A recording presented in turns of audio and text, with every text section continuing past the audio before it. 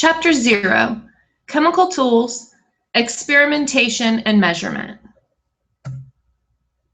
So let us begin by talking about the different ways in which chemistry is relevant.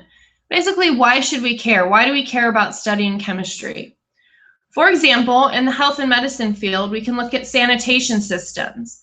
So we have clean water because we have our sewage going to sanitation plants, which not only filter the water, but also chemically treat it so that it's safe for consumption. The pharmaceutical industry develops all kinds of drugs every single year for all kinds of maladies that we may have. But more importantly, chemists are in the lab trying to research new types of drugs for cancer treatments, schizophrenia, Alzheimer's, Parkinson's disease, etc. How is chemistry used in energy and the environment? Well, right now we burn a lot of fossil fuels. That's how we get from point A to point B in most of our cars, is by burning octane. This is a non-renewable energy source because we're digging up the coal and eventually we're going to run out of it. Not only that, fossil fuels contribute quite a bit of carbon dioxide into the environment, which as a result is heating up the planet. So what can we do for energy in terms of alternative sources? Well, we can use solar panels, which are much cheaper now. Nuclear energy, however, that produces a lot of radioactive waste. And there's new scientific research being done in order to develop fuel cells, which fuel cells are an oxidation reduction reaction, so transferring electrons from something as simple as water, which would be a very clean source of energy. Other ways that chemistry is applicable in materials and technology, we have a huge study of polymers, and polymers are simply long chains of molecules. For example, any type of plastic that we may use, whether it's a plastic bag or the plastic container that your shampoo and conditioner comes in, or the plastic tube that your toothpaste comes in. These are all different polymers, which is why they have different numbers on them for recycling purposes. The reason why we have to recycle these plastics is because there is no way in the environment for them to break down on their own. Another example in technology is molecular computing. So we're trying to get our computers, our tablets, our phones to go as fast as they can, which is simply getting electrons to move from one point to another point. Molecular computing would be looking at using something as simple as a carbon nanotube. So on a molecular level, on the nanotube means that 10 to the negative 9th scale that we'll talk about in a minute.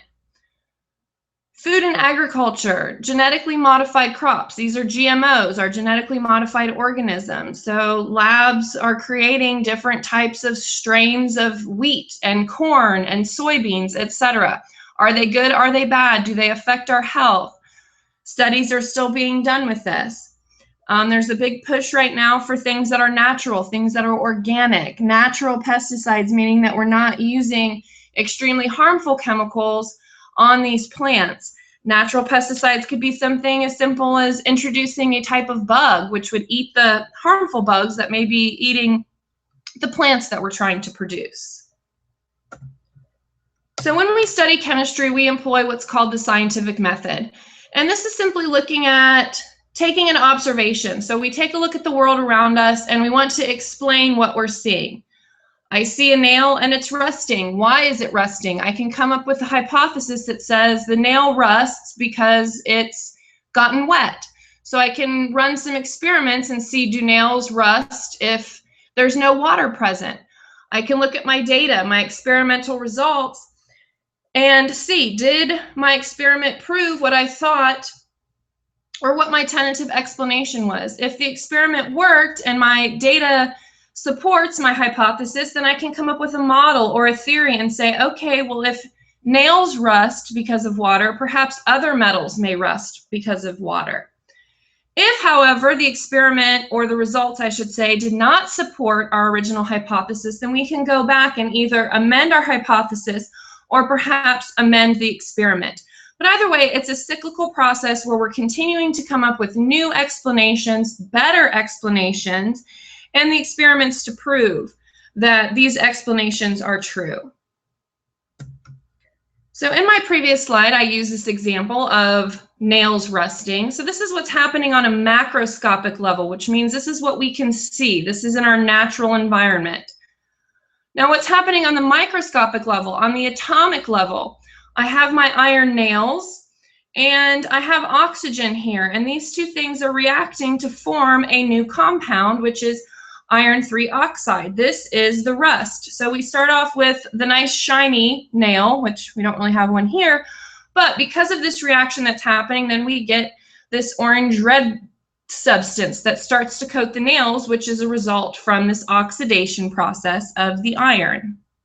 So the study of chemistry is looking at our natural world, what we see, what can we observe with our 5 senses, and then trying to take a look at, well, what's actually happening on the tiniest level possible. This side is very abstract, which is what makes, or one of the reasons why chemistry can be difficult at times to study, but I promise we'll make it fun. So when we're using the scientific method, we are going to come across our measurements and using numbers, and those numbers always have to have units. The unit system that we use in chemistry is the International System of Units, or simply the metric system.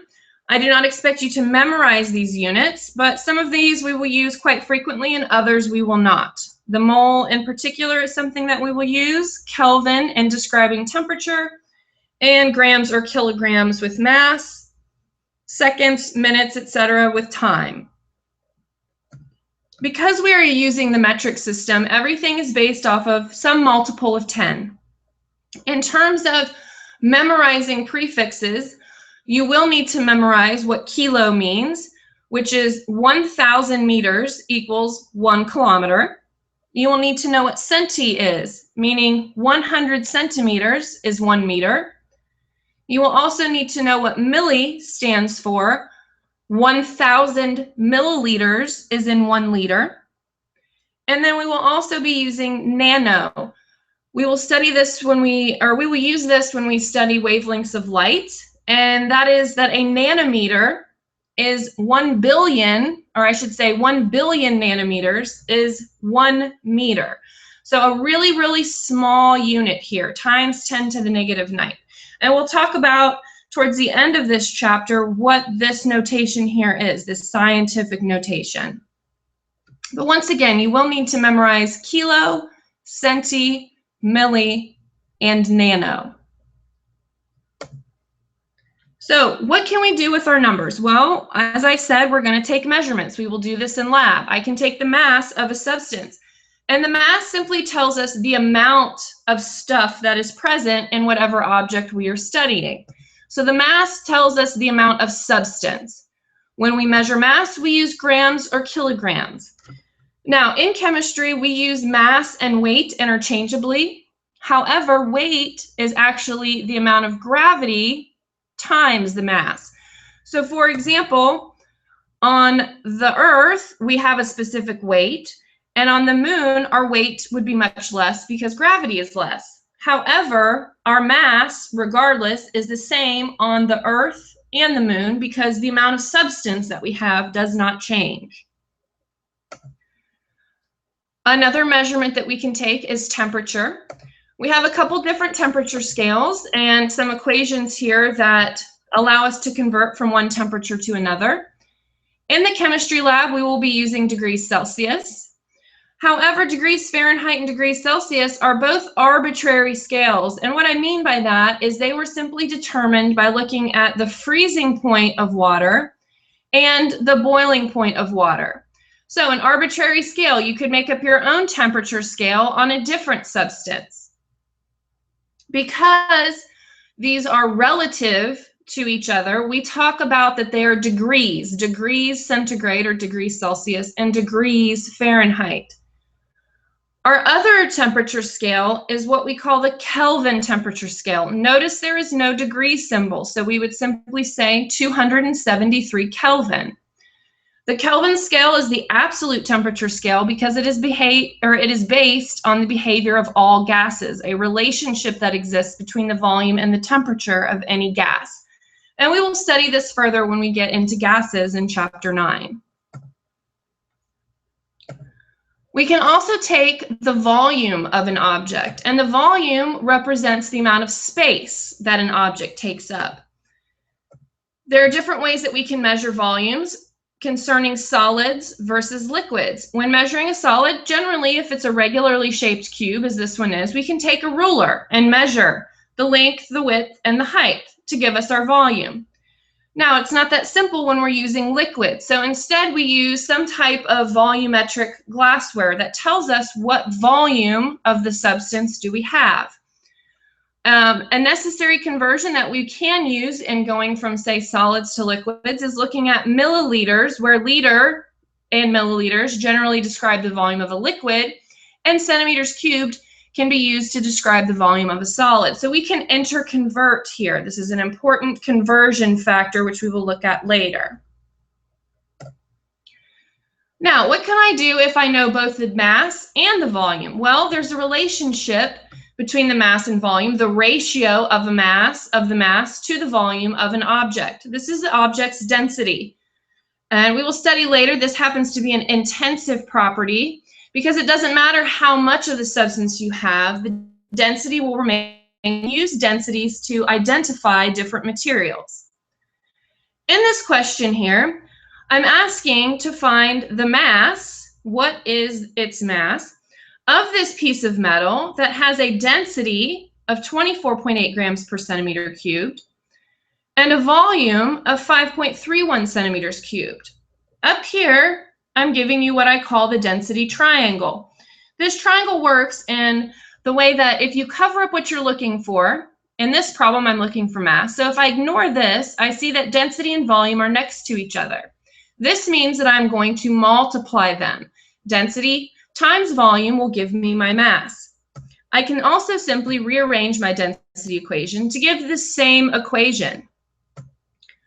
I plug in my numbers now. I want to have my equation first, then use my numbers. So I have density times volume.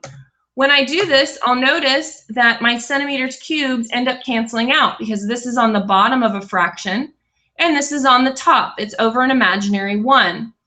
So this allows me to have the correct unit for describing this number. This number is irrelevant without a unit. So if I have this volume of metal, of platinum, I know that I have this many grams of platinum, 132 grams. Down here, I have a note. Densities are listed with a corresponding temperature. Why would that be? Well, if we study water, for example, we notice that the density of water changes quite a bit, especially when you're freezing it. Around 4 degrees Celsius, it starts to expand, which is why solid water, i.e. ice, floats on top of liquid water. So densities can change based on the volume. Volume is related to temperature. Generally, the hotter something gets, we see it expand. The cooler something gets, we see it contract. So since our volume can change with temperature, we also notice that our density will change with temperature. However, the mass does not change. Mass is mass. It's the amount of substance that's there, regardless of what space it's taking up. So mass, volume, we look at density, we look at temperature. Last thing that we'll take a look at in terms of a measurement that we can take is energy. 2 different types of energy that we have here, and there are more types of energy, but these are the main ones that we'll look at. Kinetic energy versus potential energy. Kinetic energy is the energy of motion. So how fast is something moving? In chemistry, we will actually notice that the amount of kinetic energy, or how fast the molecules are moving, is directly related to the temperature. So the absolute temperature of an object is related directly to the kinetic energy. Slower moving means a cooler temperature. Potential energy in chemistry comes from the energy that's stored. Potential energy. Energy is stored. And where is that energy stored? In chemical bonds. So for example, hydrogen peroxide has two oxygen atoms in it, and so does the oxygen that we breathe. It has 2 oxygen atoms in it. Hydrogen peroxide has a single bond between the oxygens, where diatomic oxygen, the one that we breathe, double bond. There's more energy in a double bond than there is in a single bond. So we can look at potential energy in terms of the energy that's stored in between atoms when they're held in a bond. Then this energy can be released and potentially used. A couple more things in dealing with numbers and measurements. So precision versus accuracy. Precision is how close are your measured values to each other. So how close are your measured values to the other values that you're measuring? Accuracy looks at how close is your measured value to the true value. So how close is the measured value to the true value? We have three different scenarios here of somebody trying to shoot paper balls into a wastebasket. Here we see good accuracy and good precision because they all made it into the basket on target. Here we have good precision because all of the paper balls are next to each other, but none of them made it into the basket, so not very accurate. And here this person did a really bad job and didn't make any of the paper balls into the basket, nor are they close to each other. So poor accuracy and poor precision. And we want to live over here in this lane, good accuracy and good precision. Significant figures. Why do we care, or what do we talk about? What do we mean when we talk about significant figures? Well, this is looking at, you can put a number into a calculator. For example, 1 divided by 7, and you'll get some repeating numbers, 0.12857, something, something, something. Okay, so how many numbers do we actually use? How many numbers would we report in our final answer? So we have significant figure rules. They're listed in your book, and I'm going to go over them here. First number, I'm telling you there's 4 significant figures, and there's 4 numbers here. They all must be significant. So the first rule states that all non-zero digits are significant. Numbers 1 through 9 will always be significant figures. Rule number 2. And the rest of the rules is actually we're going to look at zeros. When are zeros significant? When are they not significant? So rule number 2, I noticed there's 3 significant figures. So this 0 must count, and I simply call this my 0 sandwich rule.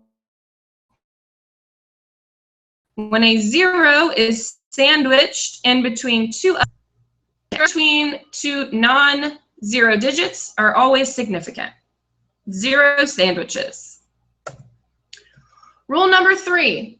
Anytime you have a decimal and you have zeros in the front, zeros leading into a number, they are not significant. So zeros to the left of a non-zero digit, but to the right of a decimal point, we just call those placeholders. Does not matter. We will see when we learn how to do scientific notation that we can represent this as 8 times 10 to the negative 2. 1 significant figure. So when zeros lead, they are not significant. Rule number 4, what happens if we're not leading our zeros, but our zeros are trailing? When our zeros are to the right of a non-zero digit and to the right of a decimal point, we say that that 0 is significant. So 2 significant figures because this 0 is to the right of a decimal point and to the right of a non-zero digit. Looking at 5 is really just kind of a combination, just going over once again what our rules are. I have 3 significant figures here. Why? Because I have leading zeros, which do not matter, but I have trailing, or I have a trailing 0 that does matter. So once again, it's a little different from up here, but this 0 is still to the right of the decimal point, and it's to the right of a non-zero digit. So zeros at the end, if they come after a decimal point, they do matter. And once again, these rules are in your book.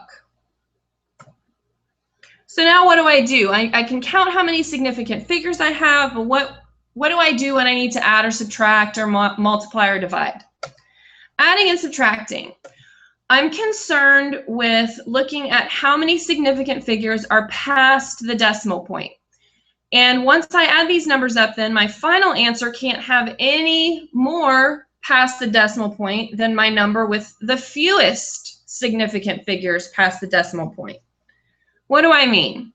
Here, I have 3 numbers past the decimal point. Here, I have 1. 1 significant figure, 3 significant figures. 1 is less than 3. So my final answer can only have 1 place past the decimal point. I would round off to 90.4. Why? Because 3 is less than 5, so my number would round down. I can also apply the same rule when subtracting. I'm counting significant figures past the decimal point. Here I have 2. Here I have 4. 2 is less than 4, so my final answer can only have 2 places past the decimal point. And now I will round up because 6 is greater than 5, which is my normal number for rounding up, or higher than, I should say. So I end up with a final answer of 0.79. 2 significant figures past the decimal point because there's 2 significant figures here. Multiplying and dividing. Now we don't care at all where the decimal point is. All we care about is a total number of significant figures. For example, here I have 3 significant figures. Here I have 5. 3 is less than 5. So my final answer can only have 3 total significant figures in it. Not 3 past the decimal point, but 3 total. So 1, 2, 3. This 3 means that I keep this number. I'm not going to round up. So my final answer is 16.5. I apply the same rules when dividing. 2 significant figures in 6.8, 5 significant figures in 112.04, 2 is less than 5, 2 significant figures here. Now, we may be tempted to say 1, 2, but that would be wrong because remember these zeros are leading zeros, and leading zeros are not significant figures. So I have 1, 2. 6 here means that I'm going to round this up. So my final answer will be 0.061 because this 0 is not significant. What else do I need to know for using significant figures? Looking at numbers, whether a number is an exact number or an inexact number. Exact numbers come from counting. It is a whole number. How many pages are in the book? How many people are in the classroom? How many measurements did you take? It is a counting number, therefore they are always whole numbers. Exact numbers are considered to have an infinite number of zeros trailing after the decimal point, meaning they would not go into significant figure calculations. Inexact numbers, however, are measurements, so they do have significant figures. Something weighs 1 pound, something weighs 1.000 pounds, more significant figures there. So inexact numbers are all measured numbers. How many feet is it? How many seconds did it take you to do this? How many milliliters of a solution do you have? So when, for example, in lab, we're going to take the average of, say, a mass because we need to calculate density, we can look at a set of values here, 7.72, 7.69, and 7.76. Calculating the average, we add them up, divide by 3. Where do we round? How many sig figs do we have? Well, each of these numbers has 3 sig figs. When I add them up, it means that I should have no more than 2 significant figures past the decimal point. And then dividing, what happens? Well, I see I only have 1 significant figure here. So what happens if I only have 1 significant figure in my answer? Well, I can't have an average mass that's higher than any of my 3 individual masses. So 3 is an exact number because it is a counting number. It is how many measurements did you take? Because it is an exact number, we do not use it in determining significant figures. So this is really 3.0000000 infinite zeros. So our measured values are going to be the ones that determine our total significant figures in the end, not whatever significant figures may be present in conversion factors, which we'll talk about. So dimensional analysis is a fancy way to say I'm going to convert one unit into something else. So many feet is so many miles. So many inches is so many centimeters. So many degrees Celsius is so many degrees Fahrenheit, etc. We can convert from one scale into another scale. When we do this, we need to have a conversion factor. A conversion factor allows us to do just that, convert something into something else. When we set this up, we will always look at what we were given. What was our given number with the given unit? Then we will look at our conversion factor. Within that conversion factor, we have to have the same unit. We have to have these units match up. The numbers won't match, but the units have to match. In doing that, we will be able to cancel out our given units and get to our desired unit. And these numbers will change all the time because our conversion factors change all the time. But the important thing, when we are setting these problems up, and we will do tons of these, and I strongly encourage you to understand this now, work hard at it now, that when we have a given number with its unit, we write it down first. When we look at the conversion factor, we want to make sure that that unit shows up what I call downstairs next door.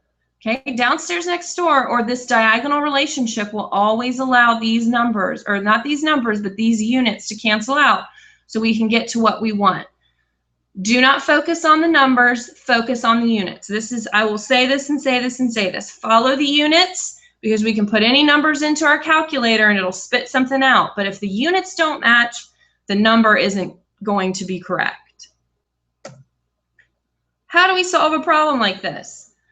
So I want to find the number of milliliters that are in 4.19 liters. This is my given information because I have a number and a unit. This is what I'm trying to get to. This is my desired unit. So I need a conversion factor. This is one that we have to memorize, which says 1 liter is 1,000 milliliters. So I start with my given information. I use my conversion factor. My given unit, liter, has to cancel out with liters on the bottom over here. So I end up with 4,190 milliliters. If I were to do this the opposite way, if I were to flip my conversion factor around, I would see that liters does not cancel with milliliters. I end up with liters squared over milliliters, which is not a unit that makes sense. So when you are setting these problems up, make sure you are putting both the number and the unit so that you do not end up with the wrong answer. Wrong, wrong, wrong. Follow your units. It's like the yellow brick road of chemistry. Another problem. So we have the speed of sound in air is about 343 meters per second. What is this speed in miles per hour? This is what I'm given. This is the given information, 343 meters per second. My desired units are miles per hour. So I'm going to need a couple different conversion factors. One is I have to convert meters to miles. This is 1 mile is 1,609 meters. This number would be available to you. I would give it to you, or it's in your textbook. You don't have to memorize that. I also need to be able to convert seconds to hours. Now, I know I can convert seconds into minutes, and then I can convert minutes into hours. So two-step process there. I start with my given information. Notice I have 1 unit on the top and 1 unit on the bottom, which means if I'm going to cancel this unit out, it has to show up diagonally, downstairs, next door. If I'm going to cancel seconds out, it would have to show upstairs, next door. So I'm going to go for my distance first. Meters into miles. Meters on the top, meters on the bottom. I can cancel these out. I see that I have my seconds on the bottom, so my seconds have to be on the top in order for them to cancel out. Then I will also need to convert my minutes into hours and canceling those out. So when I go through and I do this math, I'm looking at taking everything on the top, multiplying it together, and dividing it by everything multiplied together on the bottom. So parentheses, 343 times 1 times 60 times 60, and a parentheses in my calculator, divided by parentheses, 1609 times 1, end parentheses, equals 767 miles per hour. 3 sig figs here because there were 3 sig figs here. I do not pay attention to the number of significant figures within my conversion factors. And just to make sure that everything does cancel, we can go through, which I strongly suggest, setting these up like this and making sure that you get the units that you want. Last part in dealing with numbers. So what happens if we have a really, really big number that we want to represent? I.e., this happens to be what 1 mole is. How can we represent this in a way that's easier to handle where we don't have to write all these zeros? I can simply move the decimal point and then multiply by a factor of 10.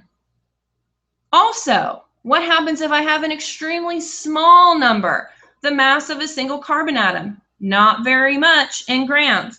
How can I represent this number? In a similar way, I have this number multiplied by some factor of 10. Notice the difference here. When I have a really big number, I have a positive exponent. When I have an extremely small number, I have a negative exponent. So scientific notation, we will always set it up with a big N, which is our number, that can be between 1 and 10. We have it multiplied by a factor of 10. What factor is this? Well, little n gives us our exponent, and it's always an integer, but it can be positive or negative. And sometimes it can actually be 0. And remember that anything raised to the 0th power is simply 1. So how do I convert a number from regular notation into scientific notation? First of all, I'm going to look at how can I make this number between 1 and I move the decimal point 2 places up with 5762. Because 1, 2 place 2 becomes here a whole number.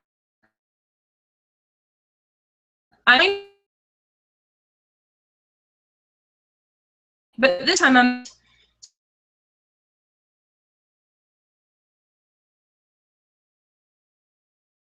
so that I can get it.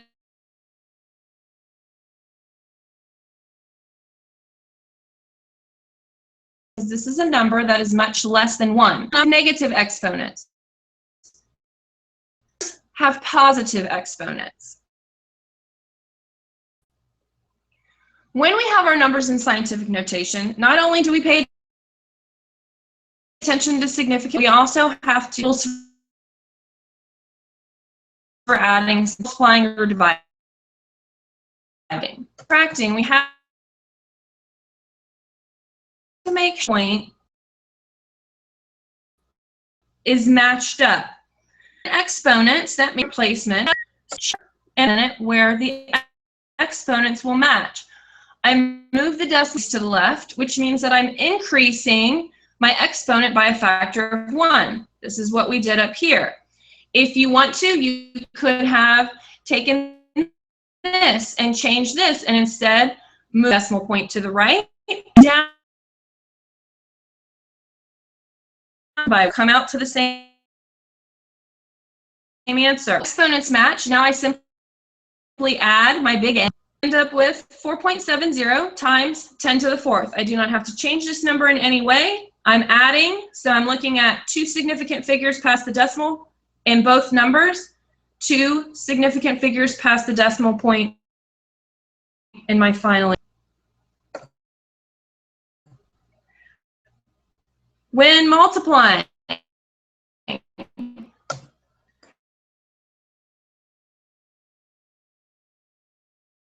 so what we are going to do is look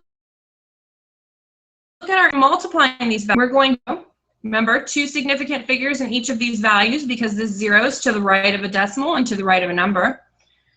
And I get 28 times 10 to the negative 2. 28 is a number that is not between 1 and 10.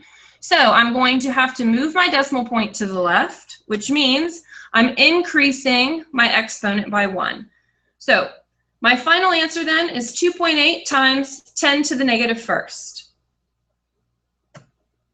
Dividing is a little different in that instead of adding the exponents, we are going to subtract the exponents. So once again, I take my first numbers, here, my big N's, 8.5 divided by 5. I get an answer. Then I'm going to look at taking 4 and subtracting 9, which gives me negative 5. So my final answer is 1.7 times 10 to the negative 5th. Here, I'm dividing. I have two significant figures. So my final answer will have two significant figures. Now, most of this math, whether it's in scientific notation or regular notation, we just put it into our calculator and a number comes out. What we really want to do is pay attention to using those significant figure rules and always making sure that our measurements have a unit that goes along with them. And we will be practicing all of this math in our lecture.